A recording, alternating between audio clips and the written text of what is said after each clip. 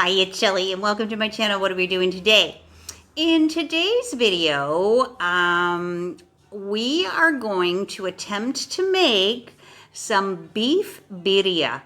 I had some down at the local flea market last week and it was amazing. So I thought, why not see if we can make that at home? So come on, let's get cooking. Okay, so these are the ingredients we need. We need some beef. I got some bone-in meat because it said it would be better to have some meat with a bone. And then I got some other beef that's, I believe, just, meant for roasting. So there's that. And then we need some onion, garlic, carrot, some bay leaves, which we have over here, some chilies. I got two different kinds because they said that that would make the flavor richer. So we've got some anchos and some guajillo chilies. We're going to need some chicken bouillon, so I have some of the powdered stuff here. We said chili powder, so I didn't have it. So I've got some Cajun. I'm going to use that. And some oregano. And then we need a little bit of cinnamon. So I just bought it. I can, you can buy it from bulk in the grocery store. So, and then some salt. So those are the ingredients we are going to be using to make our birria today. Okay, these are the chilies. Now, what I have to do, I have to stem them and seed them, but I'm not going to show you that because that takes a while. So we'll be back in a minute. Okay, so here are our chilies all ready to go in the pot, and this is what we already have. It says to just cut the beef into big chunks and all your vegetables. Got the onions and garlic. Don't need to peel them, just throw them in, carrots. And we're going to throw the chilies in next. Okay, so as you can see, I've added also 3 tomatoes, rough cut. The point, you don't need to chop your vegetables because they're just in there to flavor the broth. So we're going to be taking all of that stuff out. So the idea is to kind of rough cut the vegetables, and then it said to put water in just to cover everything. So I used this 2-quart pitcher, what was almost full. I would say maybe it was up to about here, but depending on how many vegetables and stuff you put in. So you're basically, I think I'm going to add a little bit more than that. You're basically just supposed to cover your vegetables. Okay, so now the next move is to add in the spices. We're adding in some bouillon, chicken bouillon, about 1.5 tablespoons. And then we need a teaspoon of the spicy stuff. It says chili powder, but like I say, I'm using Cajun. And then 1/2 teaspoon of oregano. And that is it. So we're going to put that on to boil and we'll be back shortly. Oh, I forgot. We got to add some salt in there. I'm going to start out with about 1/2 teaspoon and then we'll go from there. We will test this as we go along just to see how it's tasting, if it needs any more spices added. Okay, so that's what it looks like in there. I've thrown in a few cinnamon sticks as well because that's what the recipe calls for. So we're going to get her stirred up and boiling. Okay, so the brew here has been cooking for 30 minutes. So the next step is to chop up the peppers because they're soft now. So I'm in the tomato. So I'm putting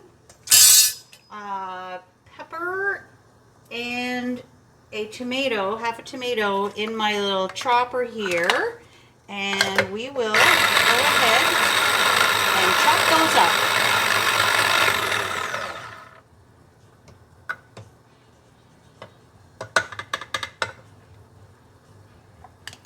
Add a little bit more liquid to that just because. Okay, so Now we want to strain that little concoction. As you can see, they've chopped up nicely there, but we don't want the skins and stuff in there. So we're just gonna strain that back into the birria consomme. Okay, so our birria is bubbling there. Now what we're supposed to do is let this simmer for about 3 hours. So we'll be back in a bit. Okay, so what I've done now is I've taken the meat out and I'm just letting the juices strain out of the meat so that all that good tastiness goes back into the pot. And over here, I've taken a piece of the meat out and just kind of shredded it like you would kind of like a pulled pork. So that's the next step. It's cooked for approximately 3 hours altogether. Okay, so what I'm doing here now is straining the mixture that was in the pot and then leaving below the beautiful birria consomme. So all of that stuff that was in there, we're just straining it out so we don't have like chunky soup. It's just going to be nice and clear consomme, and I'm going to give it a taste test in a minute. Okay guys, we're going in for a taste. It's beautiful. This beautiful, rich looking broth. It just looks amazing. So I really want to try this. I'm just going to give her a little. Oh my God, that's good. When we add it to the beef and make the tacos, oh, it's going to be fantastic, guys. Okay, so this is the stack of meat we ended up getting, and then this is the bowl of consomme. Now, as you can see, it's starting to separate a little bit. What they're saying is we're going to let it cool, and then we're going to scrape the grease off the top, and that's what we're going to use to fry our quesadillas in. So that will be amazing. Okay, so we've had our consomme in the fridge for a while, and the next thing it says is that we're supposed to skim the grease off so that we can use that to dip the tortillas in before we fry them up for our birria. So that's what I'm going to do. So I skimmed the grease off. You can see there's the soup itself, consomme itself, and this is the grease that I managed to get a little bit of consomme in there. So apparently we're supposed to dip our tortilla in that before frying in a frying pan. So I'm just going to stick it in the microwave to loosen it up a little bit first. Okay, we're ready to rock and roll here. I've got my juice, my grease kind of thing, and we're supposed to dip the tortilla in that. Now I've preheated my pan, so we're just gonna do this and see what happens. Oh yeah, that looks beautiful. So I'm going to throw that in. Oh yeah, listen to that. We're gonna throw the birria meat in.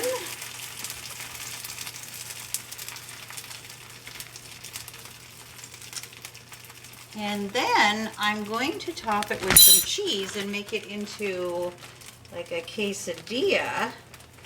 Quesabirria, they call them. So there we have it. I'm going to just bring you in a little closer so you can take a look. So there it is. And we're going to just flip this taco over. Oh yeah, that looks lovely. Beautiful. So we want this taco to be crispy on the outside. So I just for a note, I did reheat the meat a little bit in the microwave before I put it into the taco so I didn't have to worry about the meat being warmed up. That looks absolutely beautiful, folks. Really happy with the way that's looking. So here it is, folks. I added some cilantro and red onion to the consomme, and I'm going to squeeze some lime in there because lime just adds so much to anything that you're eating here. And for the birria tacos, let's move that out of the way. Let's take a look. Look at that cheesy, beautiful goodness in there. Now to that, I had cut up some cilantro and white onions, so we're going to add that. And again, a little squeeze of lime, just because. And we're going to try these delicious. They're just beautifully crunchy and delicious. Let's just try a little bit of this consomme to start. Oh my goodness, that is so good. The little bits of onion and cilantro and that little bit of lime really helps. So I'm going in.